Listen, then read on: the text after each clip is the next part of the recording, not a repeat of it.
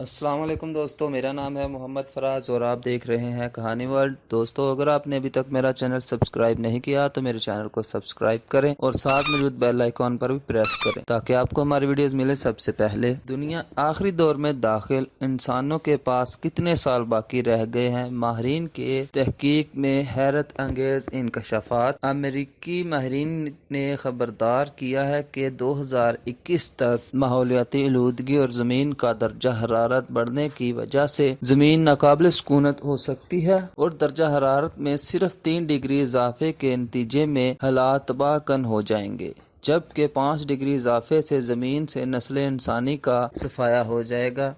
University of California کے ماہرین نے اپنے ریسرچ میں بتایا ہے کہ 20 میں سے ایک واقعہ ایسا ہو سکتا ہے جو کم ترین امکانات کے باوجود وقوع پذیر ہو اور اس کے اثرات شدید ترین ہوں۔ تحقیق میں شامل پروفیسر ویر بھدرن راماناتھن کا کہنا ہے کہ جب ہم 5% امکانات کے ساتھ زبردست اثرات مرتب کرنے والے واقعات کی بات کرتے ہیں تو لوگ اسے مسترد کرتے ہیں، لیکن 20 میں سے ایک موقع ایسا ہوگا جس طیارے میں آپ سوار ہوں وہ تباہ ہو جائے۔ یونیورسٹی آف کیلیفورنیا میں اسکریپس انسٹی ٹیوٹ آف اوشینوگرافی کے محققین نے ایک ایسا ماڈل بنایا ہے جو زمین کو درپیش حالات کو درست انداز میں سمجھنے میں مدد کرتا ہے۔ انہوں نے 2017 سے 2100 کے درمیان درجہ حرارت 1 ڈگری اضافے کے ساتھ حسابات نوٹ کیے اور اعداد و شمار کے مطابق زمین پر مرتب ہونے والے ممکنہ اثرات کا جائزہ لیا۔ ماہرین نے اپنی ریسرچ میں 2015 میں پیرس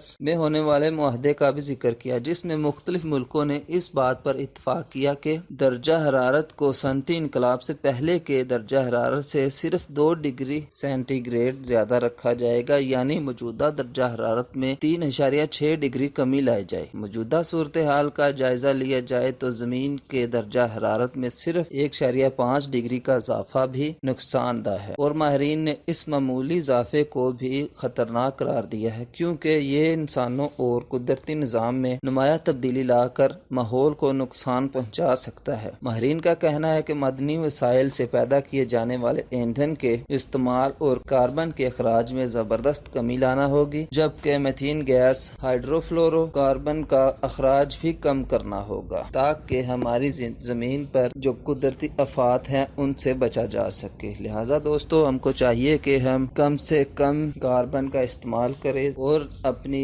اس پیاری سی زمین کی حفاظت کریں۔ شکریہ، اللہ حافظ۔